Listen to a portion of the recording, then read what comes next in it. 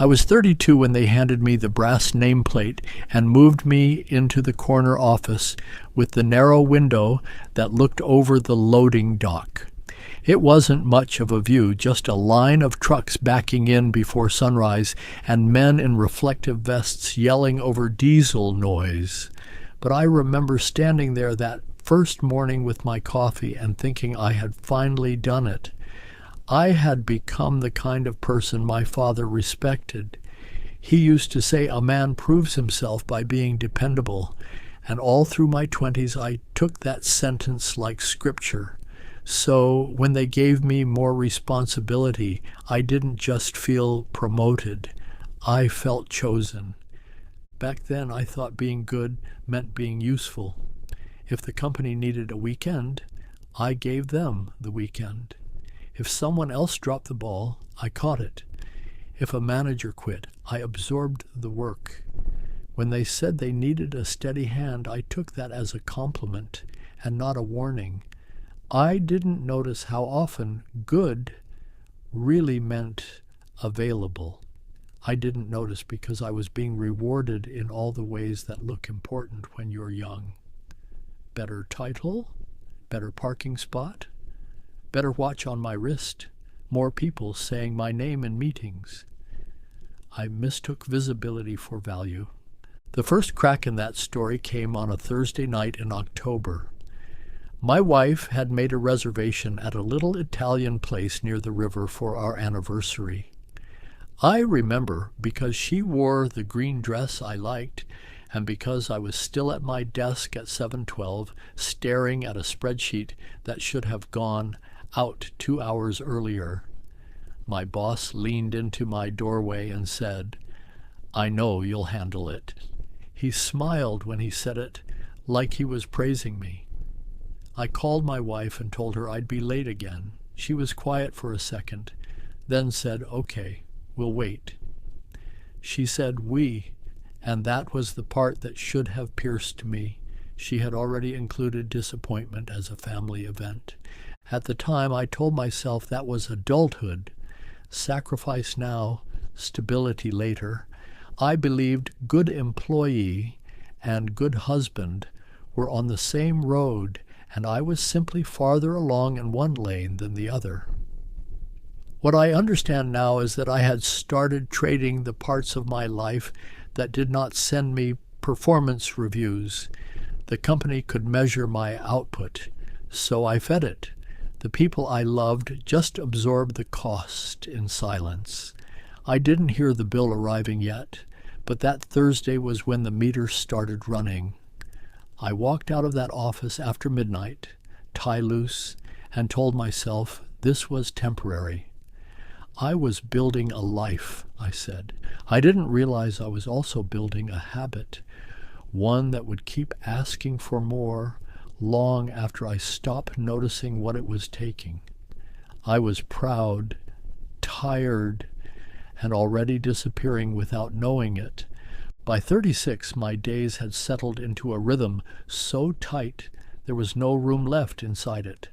I woke before dawn, ironed shirts while the house was still dark, and read emails before I put my shoes on. I drove to work with my jaw clenched. At the office, I was the person everyone called when something went wrong because I answered fast and stayed late. People said I was reliable. I translated that into worthy. I didn't say no to favors because favors had become proof that I mattered. The strange thing is, I was proud of it. If a client asked for me by name, I felt important. If my boss said, "We'd be in trouble without you," I wore it like a medal. I didn't realize that praise can become a leash if you need it too much. I needed it. I had built so much of my identity on being the one who never complained, never missed, never pushed back, that I stopped asking whether the work still meant anything to me. I was no longer choosing. I was maintaining a character, and the character was always on. At home, the signs were small at first. I missed a parent-teacher conference because a shipment was delayed. I took a call during my son's little league game and only looked up when parents cheered. I asked if he got a hit. My daughter stopped asking if I could come to her school events and started asking if I was busy that day, which hurt more because she already knew. My wife got used to eating before I got home. We still talked, but mostly about bills, rides, and calendars. I told myself this was a season, but every season looked exactly like the last one.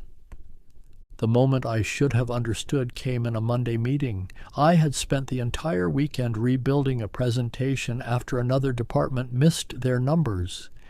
I walked in with red eyes and a fresh printout, and the vice president flipped through it and said, "Good, you're always solid." Then he moved on. That was it.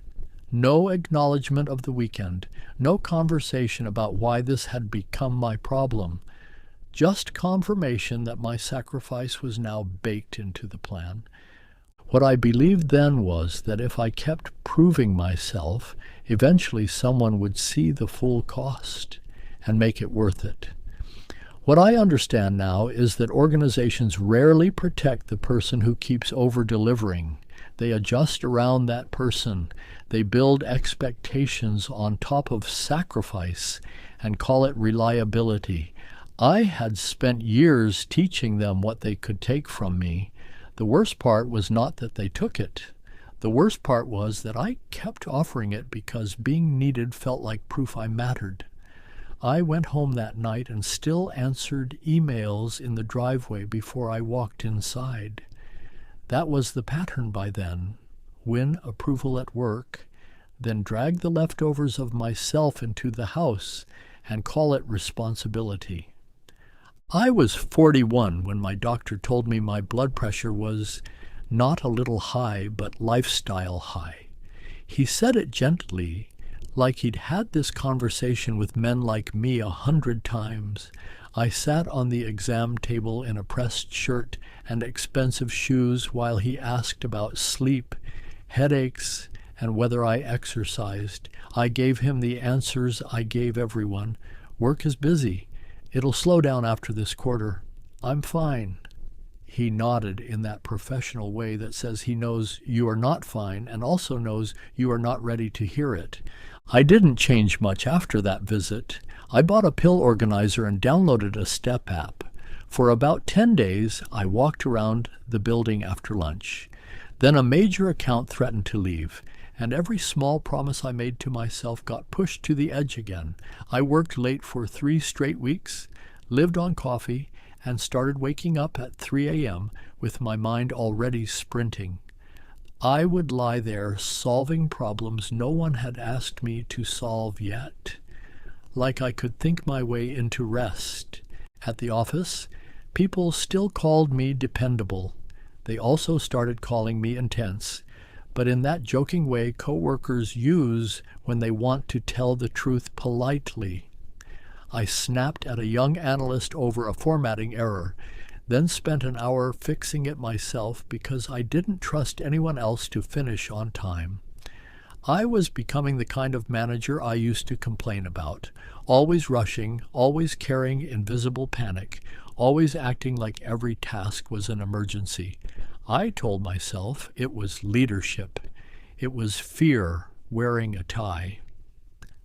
The cost at home got less subtle that year. My wife and I sat in the car outside our daughter's choir concert while I finished an email on my phone. She put her hand on the dashboard and said very calmly, "You are here, but you are not with us." I got defensive immediately. I said I was doing this for us. I listed tuition, the mortgage, insurance, all the sensible adult reasons. She looked out the windshield and said, "I know why you work. I'm talking about who you become when you work like this." What I believed then was that I could separate the damage, work stress at work, home life at home, health later. What I understand now is that the hidden cost of being a good employee is not just time. It is personality. It is the way your attention fragments, your patience shrinks, and your family starts bracing for your mood before you walk in. My body was carrying the bill already, and the people I loved were carrying the rest. I went into the concert anyway and clapped at the right times, but I can still remember my wife's sentence better than the songs. That was the night I realized being physically present and actually present were not the same thing. The promotion I chased for nearly a decade finally came when I was 44, and the day it happened I felt almost nothing. That should have scared me more than it did. I remember the conference room, the handshake, and the printed letter with the new title and salary at the top. My boss said, "No one deserves this more." I smiled, thanked him, and walked out with the paper in my hand, feeling like I had just completed a transaction I had been paying on for years. It was supposed to feel like arrival. It felt like paperwork. I drove home that night and stopped at a bakery to buy a cake. I wanted to arrive with good news and some proof that I knew this moment mattered. My wife hugged me, the kids smiled, and for 20 minutes the kitchen felt warm again. Then my phone rang. I said I wasn't taking it and let it buzz across the counter. It rang again, then again. My son looked at the screen and said, "They know you're home." Huh? He was half joking, but I felt the sentence land in my chest. Even in celebration, I was on-call property. Something shifted in me after that. Not all at once, more like a slow embarrassment I couldn't outrun. I started noticing how often I said yes before I even thought. I noticed I checked my email during conversations because silence made me anxious. I noticed I had no hobbies left that weren't productive, and no friendships I maintained without canceling first. I had spent so many years proving I was good that I had no language for being a person outside the role. Around the same time, the company hired a consultant to talk to leadership about resilience. We sat in a hotel conference room while she asked us to describe our boundaries. Men who ran departments suddenly studied the carpet. One guy laughed and said, "My phone charger is my boundary." Everyone laughed because it was true. When it was my turn, I heard myself say, "I'm available whenever the team needs me." And the consultant said, "That is not a boundary. That is an identity statement." I wrote that down and stared at it for the rest of the session. What I believed then was that my usefulness made me secure. If I became indispensable, I couldn't be ignored. What I understand now is that indispensability becomes a cage when your self-worth depends on it. The more indispensable you become, the less permission you feel to rest, delegate, or disappoint anyone. The real turning point came on a Saturday morning when my daughter, getting ready to leave for college, asked if I could help her practice driving one last time. I said yes. I meant yes. Then an operations issue came up, and I spent 2 hours on calls in the garage while she waited in the car. When I finally walked outside, she had gone back in. Her keys were on the counter. That was the first time I saw the cost, without excuses. After the driving lesson incident, the house changed in a way that was hard to describe, but impossible not to feel. No one yelled. That would have been easier. Instead, everyone got more polite with me. My wife stopped expecting me to be available and started planning around my unpredictability. My son called less. My daughter left for school with a softness in her face that looked too much like pity. I stood in the doorway after she pulled away and realized I had become someone my family worked around. That realization followed me all day. At work, none of this showed. If anything, my reputation got stronger. I was running a larger team, hitting targets, smoothing out conflicts, training younger managers. People came into my office and asked how I stayed so steady. I wanted to laugh. I was living on antacids and interrupted sleep. I had a habit of sitting in my parked car for 10 minutes before going inside because I needed time to switch masks. I was managing my own life like a transition between meetings. One Wednesday evening, I found an old box in the garage while looking for holiday decorations. It had photos, receipts, and a little spiral notebook from my first job. In the notebook, I had written goals in thick black ink. Buy a house, take mom to the beach, become a manager by 30. I had done all of that. Then farther down the page, I found a line I had forgotten completely. Don't become one of those men who lives at work. I sat on the garage floor with that notebook in my hands for a long time. It felt like a younger version of me had left a warning I was too busy to read. The next morning, I went to work and watched the day move around me. Every urgent request, every quick favor, every meeting that started late and still ran long. For the first time, I paid attention to how much of my exhaustion came from the work itself and how much came from the way I had trained people to access me.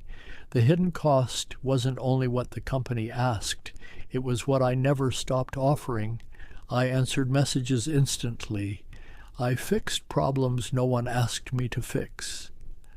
I volunteered before anyone finished the sentence. What I believed then was that being a good employee and being a good man were basically the same thing. What I understand now is that they overlap only when you choose them consciously. Without that, good employee becomes a costume that wins approval while your real life thins out behind it. The hidden cost is not visible on a paycheck. It shows up in empty chairs, delayed conversations, and the look on your family's face when they stop asking and start assuming you won't be there. That notebook was the first honest mirror I had looked into in years. I sat there with dust on my shoes and the garage light buzzing overhead, and for once I did not blame the calendar or the quarter or the market. I saw my own pattern plain as day, and I knew the next part had to be different. I didn't quit. People hear stories like mine and expect a dramatic exit, but that wasn't my life. I had a mortgage, a son still figuring things out, a daughter in school, and a wife who had carried enough uncertainty already. What I did instead was smaller, and for me, harder. I started setting limits where I had spent 20 years having none. The first one was simple. I stopped answering non-emergency calls after 7 p.m.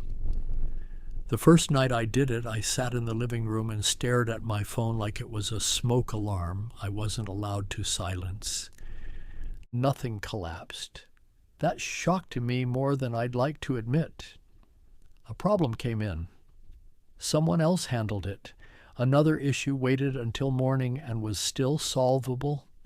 I had built my identity on being the one who saved things, and here were problems getting solved without me. Instead of relief, I felt threatened. That was the part nobody talks about. When work has been your source of worth for a long time, boundaries can feel like grief. You are not just changing your schedule, you are changing the story you tell yourself about why people need you. The second boundary was messier. I started pushing back in meetings when someone tried to slide work onto my team at the last minute. The first time I said, "No, we can do it next week, not tonight," the room went quiet, not angry, just surprised. People weren't trying to punish me. They were working inside the pattern I had set. Changing that pattern meant they had to reorient, and I had to tolerate being briefly disappointing. That was new for me, and it was harder than staying late. At home, I made one change that mattered more than all the others. I stopped carrying my phone from room to room. I put it on the kitchen counter after dinner and left it there. The first week felt ridiculous, like a self-help trick I didn't believe in. Then small things started returning. I sat through a whole conversation with my wife without glancing away. I called my son and actually listened. When my daughter came home on break, we took a long drive, and I did not once pull into a parking lot to just send one thing. What I believed then was that changing this part of me would require a different job or a different boss. What I understand now is that the hidden cost keeps compounding as long as you confuse loyalty with access. I could be loyal without being reachable every minute. I could do excellent work without making urgency my personality. The company didn't congratulate me for any of this. A few people were irritated at first, but over time my team got better. They made more decisions without me. They fixed things earlier. It turned out my overfunctioning had been part of the problem. That was a hard truth to swallow, but it was also the first one that made me feel free. The rebuilding happened slowly and mostly in ordinary places. A folding chair at my son's apartment while he put together a table he bought online and pretended he didn't need help. A grocery store aisle on a Tuesday night while my wife compared pasta sauces and I stood there without rushing her because I didn't have a call to get back to. A parking lot after a community concert where I sat alone for a minute and realized I had made it through the entire evening with my phone in my pocket. None of it looked dramatic. All of it felt like getting my life back in pieces. At work, I became less impressive in the way I used to chase and better in the way that actually mattered. I delegated more. I stopped rewriting other people's work at midnight just to feel in control. I started asking younger managers what they thought before I gave my answer. Sometimes they were wrong, and I let them learn from it instead of jumping in to protect the outcome. Good employee had taught me to equate control with competence. Letting go felt reckless at first, then healthy. I also had to face how much resentment I was carrying. For years I blamed the company, my bosses, the culture, the constant demands. Some of that was fair. A lot of it wasn't the whole story. The harder truth was that I had used work as a place to earn certainty, because uncertainty scared me. If I did more, I felt safer. If I became indispensable, I felt less replaceable. If I stayed busy enough, I didn't have to ask who I was outside the role. Work didn't create all of that. Work just rewarded it. One afternoon, a young analyst knocked on my door and asked if I had a minute. He looked at the way I used to look, eager, tired, trying too hard to sound ready. He told me he'd been staying late every night and wanted to know if that's what it took to move up. I looked at him and saw two versions of myself, the one who would have said yes, and the one sitting there now with grayer hair, better boundaries, and a family slowly trusting him again. I told him, working hard matters. Being endlessly available is not the same thing as being valuable. What I believed then was that the cost of being a good employee was something you paid to get where you wanted to go. What I understand now is that there is no finish line where the cost stops if you never question the role. It expands until it occupies everything. Rebuilding didn't happen through one speech or one apology. It happened through repetition, through showing up in ordinary moments, through becoming predictable again in the places that matter. By 50, I was still in the same industry, still respected, still working hard. but I was no longer living as if my job had first claim on every part of me. Some of the cost I could repair, some of it I could only recognize and grieve. The important thing was that I finally stopped adding to the bill. I'm older now, and when people ask me about my career, they usually ask the visible questions. How did I move up so fast? How did I survive the restructures? What made people trust me? I can answer all of that. I can talk about preparation, consistency, showing up, learning the numbers, keeping my word. Those things matter. They helped me build a stable life and gave my kids opportunities I never had. I will never pretend work means nothing. It meant a lot. It still does. I just no longer confuse that truth with permission for it to take everything. But if someone asks me what it cost, the room gets quieter, because the hidden cost of being a good employee is rarely one dramatic disaster. It is usually a long series of small abandonments that look responsible while they are happening. You miss a dinner because you are needed. You skip a doctor's appointment because the quarter is closing. You answer one more email in the parking lot, one more call at the table, one more quick thing on a Sunday. Every individual choice is easy to justify. The pattern is what steals your life. I used to think a good employee was someone who gave the company everything and asked for little.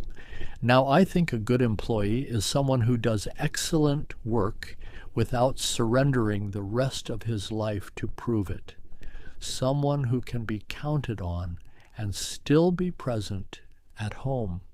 Someone who understands that boundaries are not disloyalty, they are maintenance. They protect the person doing the work so the work does not consume the person. There are things I cannot get back. I cannot redo the anniversary dinner. I cannot sit at my daughter's younger concerts. I cannot give my wife those years without my divided attention. I can remember them honestly, though, and I can stop polishing the story into something cleaner than it was. For a long time I called myself a provider and ignored the ways I was absent. Both things were true. Maturity, for me, has been learning to hold both truths without hiding behind either one. A few months ago, my grandson sat at my kitchen table coloring while I answered a message from work. Old habit. He looked up and asked, "Are you done yet?" It was a small question. It landed like a bell. I put the phone face down and said, "Yeah, I'm done." Then I sat there and colored a crooked blue house while he talked about dinosaurs. 20 years ago, I would have said, "Give me 5 minutes." This time I was there. What I believed then was that my value came from how much I could carry. What I understand now is that my value was never supposed to be measured only by what I produced for other people. A career can feed your family, sharpen your mind, and give your life structure. It can also quietly ask for more than it deserves if you let good go undefined. That's the hidden cost, not work itself, the unexamined bargain. I still work. I still care. I still show up. I just don't hand over every room in my life to keep being called a good employee.